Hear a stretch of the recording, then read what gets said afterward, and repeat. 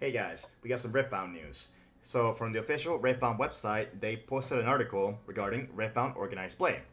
In this article, they went over the tournament structure, what events they're gonna have, what pricing they're gonna give to an extent, and starting first and foremost with the tournament rules. They posted the tournament rules, and one of the biggest takeaways from this is that yeah, we're having sideboards, and I'm not sure if I can find this. Yeah, here we go. In constructed formats, it must be 0 or 8, no more, no less. Another thing that was interesting on that was going to be notes. You'll be able to take notes in this card game, which is kind of rare considering most games nowadays don't allow note taking, so that's pretty cool. But yeah, no, I'm going to have the link for this PDF on the description so you can go check it out. So yeah, give it a read. One thing I noticed also that I believe I was told was that you can play foreign language cards, but the whole deck must be different language, the same language. And yeah, anything for sleeves, plastic sleeves, protective, yep. Yeah, no, the usual stuff for, card games. Then going back to the article, they announced a judge program, and obviously the game's not out. They're still working on it. They will have more announcements coming our way pretty soon. Once they get ready to announce them, of course. How to become a judge. Yep. And then they're going to show the tournament structure. So like the tiering, the baseline, local tournaments, the bigger events, tour champs, regionals, nats, worlds, whatever, right? So starting off with the local events, and that's going to be, the entry level places where you go to your locals, you hang out with your friends, you play a couple of games, right? So that starts in October, and it will have pretty constructed battles, and you get a participation reward. It is a casual level event. They're gonna have pre-release events 1 week before release. It will be a sealed event. We're gonna have also casual, yeah, pre-release is pretty casual, I'd say. Then they're gonna have Nexus nights, and that's gonna be the locals for like the weekly tournaments, right? Because you play them weekly on a day that works best for your store. Yep, and you do get 3 card packs, including promos for this. So the usual, like an example, Bandai card games, right? So you go through your locals, you start a tournament, and you get your TP. So pretty standard.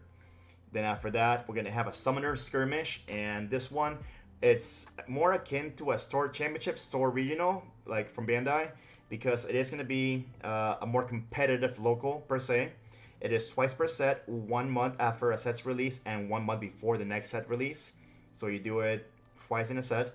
Pretty cool. And has higher stakes because you're gonna get your promo, a top 8 promo, a champion playmat. Then we're gonna have a round 1 buy at a regional qualifier. So that's pretty big. Then it is labeled under competitive.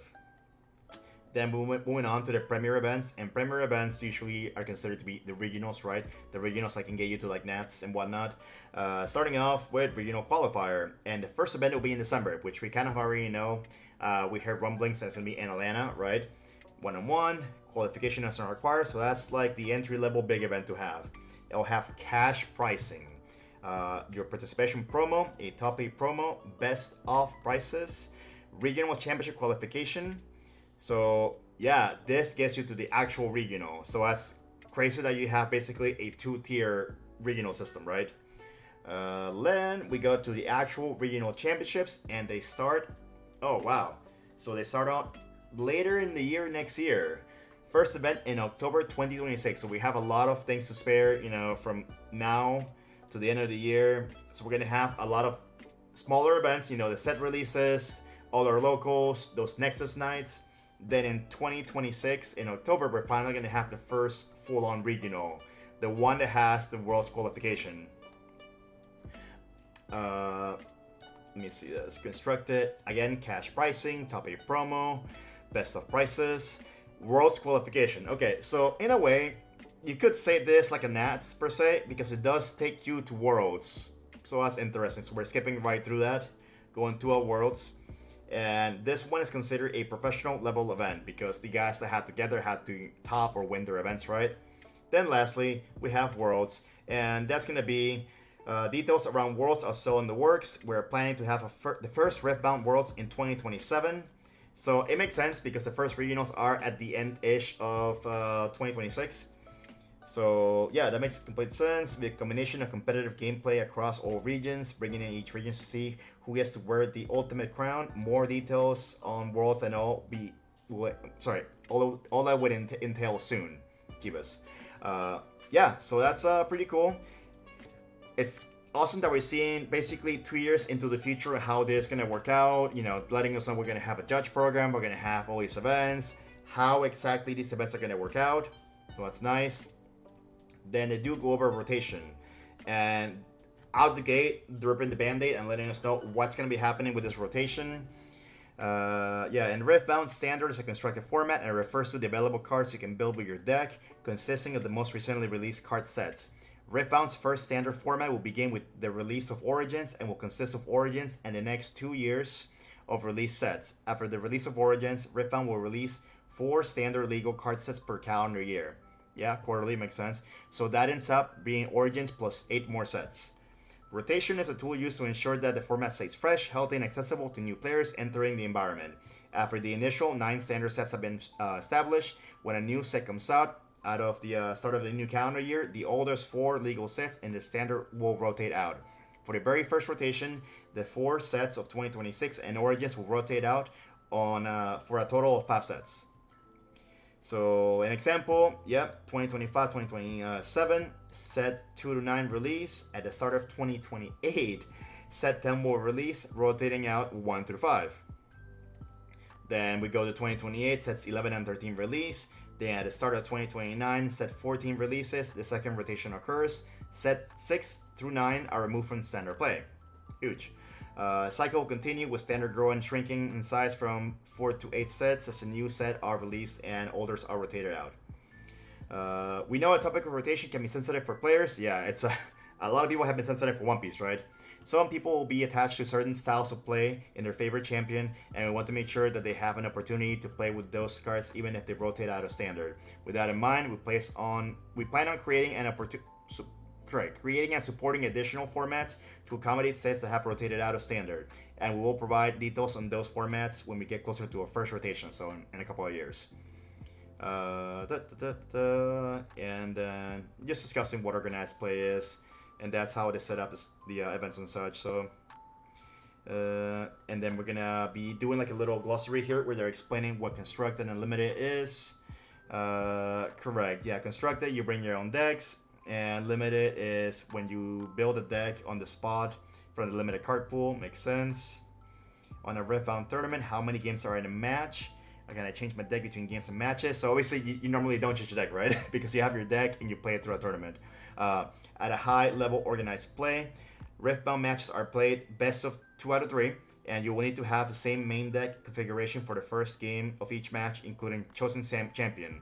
However, you will be able to change the configuration of your deck between games of a match and using an 8-card sideboard, which went over already. Your sideboard is a tool to give you more options during deck construction when preparing for a tournament. It's a place to include cards that you may not always want, but might really need against a certain deck or strategy. Sideboards help reward you for coming prepared and predicting what tournament's metagame might look like. You're not required to have a sideboard. You can swap your chosen champion. You can do your runes, legends, battlefields. But runes and legends and battlefields can't be altered during sideboarding. Okay, good to know. Who is eligible to play in Riftbound events? Want Riftbound to be accessible as much as possible. Per section 300 of the tournament rules. Yeah, it's gonna be pretty much anyone can play these things, right? And sample cards, the one for trial decks legal too? Nah, probably not, right? Mark sample. These cards for demonstration purposes. Yep, so you cannot use them, obviously, makes sense. Official printed cards from any language are legal for Riftbound organized play, but all cards you use must be on the same language, even when playing with sleeves. Due to the slight differences in card printing styles between regions, mixing cards of different languages could create situations where specific cards in your deck were identifiable by feel, which would be against tournament rules. Makes sense. Hey, in Yu-Gi-Oh! We have like the European cards, like the ink feels darker for some reason. I can see understanding that, and I also heard things about One Piece where the Japanese card stock has been getting lighter compared to the American one, But yeah, that's going to be pretty much it for this article here from Riftbound, and a lot of news came out of this, but we're still not fully in the know what's happening because I do believe they said they were going to have an announcement regarding events on August. We're not quite there yet. It's not August. So when August drops, so next week, we will have a bigger announcement on, hey, this is gonna be probably, the first big regional qualifier, the one in Atlanta, the one we promised you, right? So it should be that, hopefully. If not, we'll get something. At least they're being very transparent. They're letting us know what's going to be happening, what they're doing, and I really appreciate that. I can't wait to play this game. I have bought a case, and I'm going to just rip those packs. I bought the Proving Grounds too because I like Garen, even though he sucks. So yeah, I'm very excited for this, and yeah, October can't come soon enough.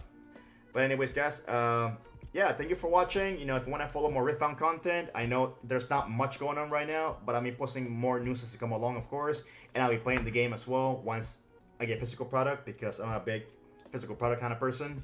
But yeah, thank you guys for watching. Give me a subscribe, follow on all the socials, and I'll see you at the next one.